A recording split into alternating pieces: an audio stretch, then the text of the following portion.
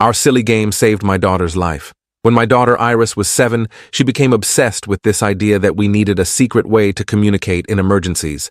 She'd just learned about World War II codebreakers in school and was convinced that every family needed their own private language. I thought it was adorable, so I played along. We spent an entire weekend creating what she called the Sunshine System because she wanted it to sound happy and innocent. Red balloons meant danger or I'm not safe. Visiting Aunt Clara meant call the police, even though we didn't have an Aunt Clara. Piano lessons meant someone is hurting me, which was darkly specific for a 7-year-old. Making lemonade meant I'm scared but can't talk freely. The beach house meant I'm being taken somewhere against my will, referencing our family vacation spot in Mendocino. We practiced it like a game for months, slipping coded phrases into normal conversations at dinner or during car rides. If I said I was thinking about red balloons, Iris would immediately respond with the safety phrase, which was Dad bought flowers, meaning everything is actually fine. If she didn't respond with that phrase, I was supposed to take her seriously. By the time Iris turned 10, we'd mostly forgotten about the Sunshine System. Life got busy with her soccer schedule and my work deadlines and her friend drama. The code became something we joked about occasionally, like, "Remember when you made me learn all those weird phrases?" But I'd noticed she still used some of them without thinking, the way you might still knock on wood or avoid cracks in sidewalks from childhood superstitions. She'd mention red balloons when she was anxious about a test, or say she needed piano lessons when she was overwhelmed. It had become part of her emotional vocabulary, without either of us really noticing. When Iris turned 14, she started dating a boy named Cody from her freshman class. He seemed fine at first, polite when he came to pick her up, decent grades, played JV basketball. My ex-wife liked him because he was on the student council. I had a weird feeling about him that I couldn't explain, something about how he'd steer Iris away from her friends when they hung out in groups, but I chalked it up to being an overprotective dad. 3 months into their relationship, Iris's texts started changing. She'd always been a frequent texter, sending me memes and random thoughts throughout the day. But suddenly her messages got shorter and less frequent. When I'd ask how school was, she'd respond with one-word answers. When I'd suggest we grab dinner, she'd say she had plans with Cody. I mentioned it to my ex-wife, but she said I was being paranoid and that teenagers naturally pull away from their parents. She said Iris was just growing up and I needed to give her space. The texts that did come through seemed fine on the surface, but something felt off. They sounded like Iris, but also not quite right. Too formal, too careful, missing the random tangents and emoji spam that usually characterized her messages. Then, on a Wednesday night, I got a text that made me pause. Had a great day today. Cody took me to look at red balloons for the Valentine's dance. We might do piano lessons together since we both need to learn. The dance committee is thinking about having it at the beach house venue, thinking of making lemonade for the bake sale. My hands started shaking as I read it. Every single sentence contained a code phrase. Red balloons, piano lessons, beach house, making lemonade. But there was no safety phrase. No Dad bought flowers to indicate she was joking. I stared at my phone trying to convince myself I was overreacting, that she was just randomly using phrases that happened to match our old code. But Iris never mentioned the Valentine's dance to me before. She wasn't on the dance committee, and we didn't have a beach house venue in town. She'd deliberately packed every warning signal into one message, which meant this wasn't accidental. Someone was hurting her. Someone was making her scared, and she couldn't tell me directly. I immediately called her phone, but it went straight to voicemail. I tried 3 more times with the same result. I texted asking if she was okay, and got no response. I called my ex-wife, who said Iris was sleeping over at her friend Mallory's house, and I was being ridiculous for panicking over nothing. I drove to Mallory's house anyway, and rang the doorbell at 9:30 at night. Mallory's mom answered looking confused and said Iris wasn't there, that she hadn't seen Iris in weeks actually. She asked if everything was okay, and I mumbled something about mixed-up plans before running back to my car. I called my ex-wife again, and she finally admitted that Iris wasn't at Mallory's. She was actually staying at Cody's house because his parents were out of town, and she was helping him study. The casual way she said it made my blood boil. Our 14-year-old daughter was at her boyfriend's house overnight with no adults present, and my ex thought that was fine.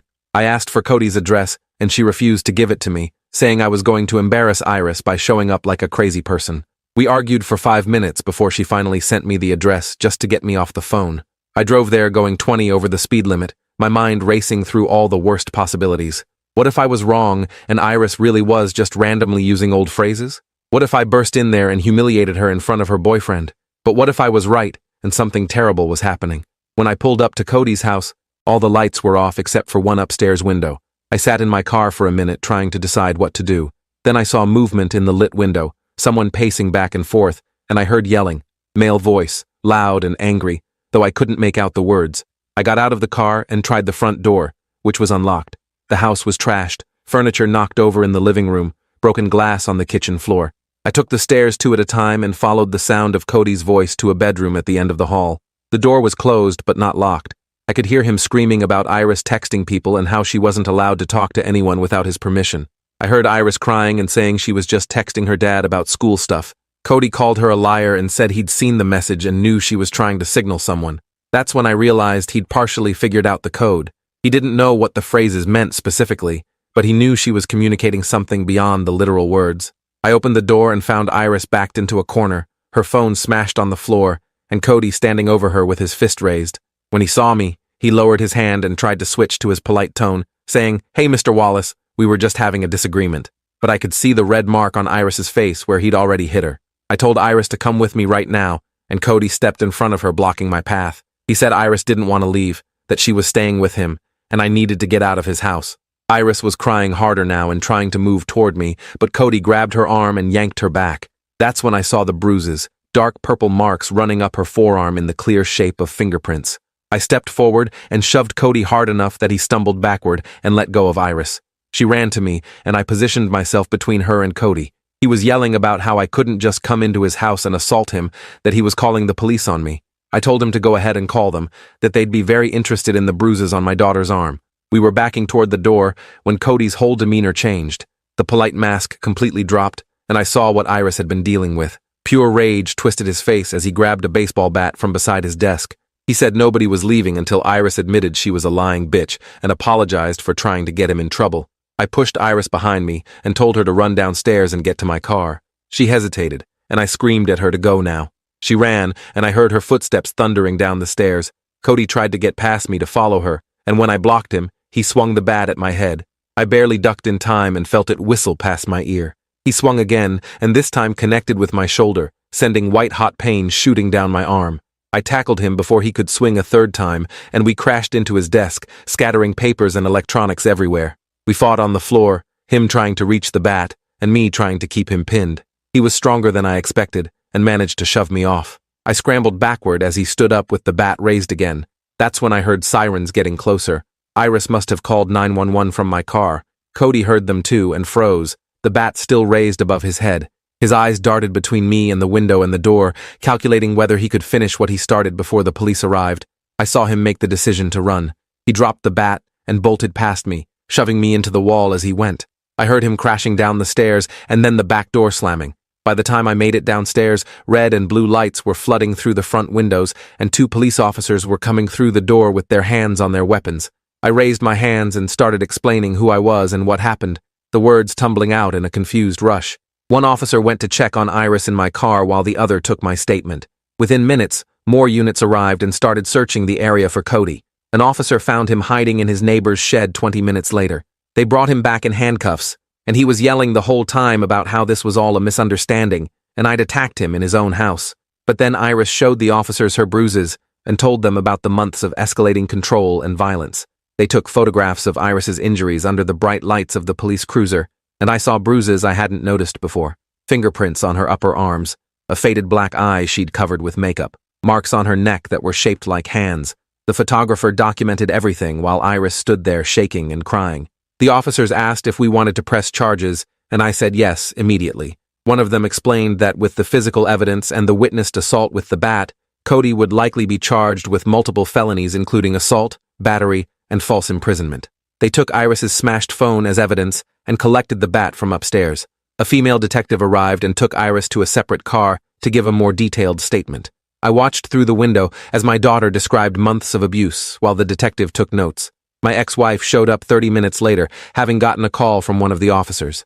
She took one look at Iris's bruises and started crying. She kept saying she didn't know, she had no idea this was happening, and I wanted to scream at her for not believing me when I said something felt wrong. They took us to the hospital to document Iris's injuries more thoroughly and check for any that weren't visible. The doctor who examined her found 3 cracked ribs, extensive bruising across her torso, and signs of strangulation from a week prior that she'd hidden under turtlenecks. Each new injury made me feel sicker. The doctor very gently asked Iris if there had been any sexual assault, and Iris shook her head. No, thank God. They kept her overnight for observation and gave her resources for counseling and support groups. The detective came by the next morning to tell us that Cody had been charged with aggravated assault, battery, false imprisonment, and assault with a deadly weapon for the bat. He was being held on a $100,000 bail that his parents couldn't afford. The detective said they'd done a deeper investigation and found texts from Cody to his friends bragging about controlling his girlfriend and posting photos of Iris crying with captions about putting her in her place. Social media evidence that would make the case against him much stronger. Over the next few days, the full story came out. Cody had started getting possessive about a month into their relationship, checking Iris's phone constantly and getting angry if she talked to other boys. He'd isolated her from her friends by starting fights whenever she made plans without him. He'd started pushing her around during arguments, then progressing to slapping and punching. He'd threatened to kill himself if she ever tried to break up with him, showing her pills he'd supposedly collected for that purpose. He'd convinced her that nobody would believe her if she told anyone, that he'd make sure she got blamed for everything. And it had worked. Iris had been trapped, terrified, and completely alone because he'd systematically cut her off from her support system. The only thing he hadn't controlled was that one text message, the one she'd managed to send while he was in the bathroom. She'd packed it full of every code phrase she could remember, praying I'd recognize them after all these years. She told me later she'd almost given up hope that I'd notice, that she thought maybe I'd forgotten the system, or would think she was just using random words. The preliminary hearing happened 3 weeks later. Iris had to testify about the abuse while Cody sat 20 feet away glaring at her. She was terrified, but got through it, her voice shaking but clear as she described each incident. The judge found probable cause for all charges and ordered Cody to stay away from Iris, our house, her school, and any place she was likely to be. A restraining order was issued, and he was fitted with an ankle monitor when his parents finally scraped together bail money. The trial was scheduled for 6 months later, and the prosecutor told us the evidence was strong enough that Cody's lawyer was already discussing a plea deal. In the meantime, Iris started therapy twice a week with a counselor who specialized in domestic violence survivors. She was diagnosed with PTSD and put on medication for the panic attacks that had started after that night. She'd wake up screaming from nightmares where Cody was chasing her or hurting her. She couldn't be in enclosed spaces without panicking. She stopped eating and lost 15 pounds in a month. Watching her struggle was almost harder than the night I'd found her. My ex-wife and I had several difficult conversations about how we'd missed the signs. She admitted she'd wanted to believe Iris was in a normal teenage relationship because acknowledging the red flags would have meant admitting she'd failed to protect our daughter. She'd convinced herself that the bruises Iris explained away as soccer injuries were actually from soccer, that the weight loss was just teen diet culture, that the isolation from friends was normal relationship behavior. She'd seen what she wanted to see instead of what was actually there.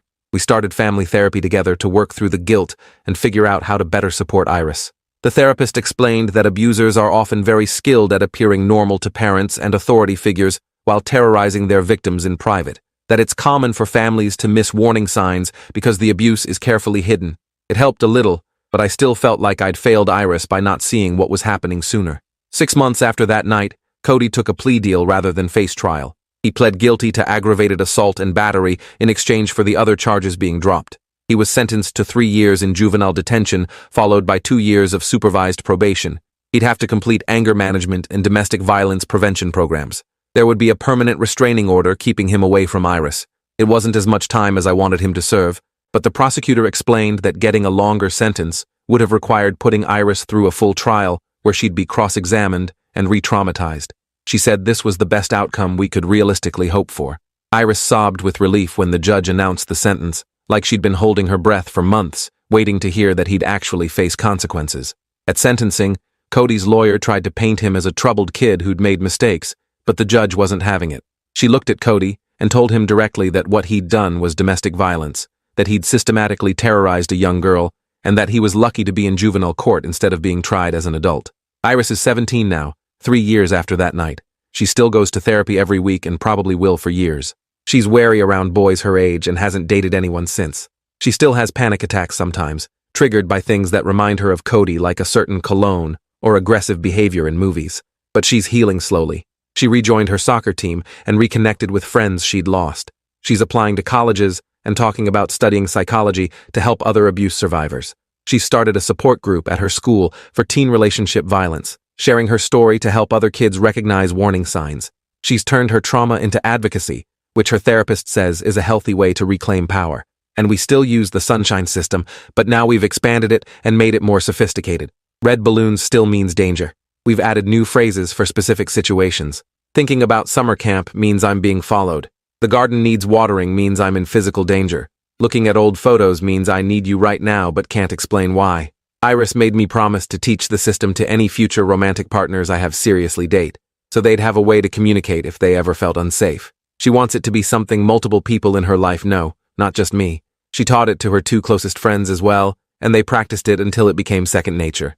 They've already used it twice in situations that weren't emergencies, but could have become dangerous. Once when a guy at a party wouldn't take no for an answer, and once when a friend's ex started showing stalker behavior. The code gave them a way to signal for help without escalating situations publicly. Iris also started teaching younger kids about creating their own family codes as a safety tool. She volunteers at a youth center and runs workshops about personal safety, including communication strategies for when you can't speak freely. She emphasizes that these codes should be taught and practiced regularly so they become automatic in crisis situations. The kids love it because it feels like a game, but Iris makes sure they understand it's a serious tool that could save their lives someday. Appreciate you watching this far. If you enjoyed it, drop a like, leave a comment, and subscribe so you won't miss the next story.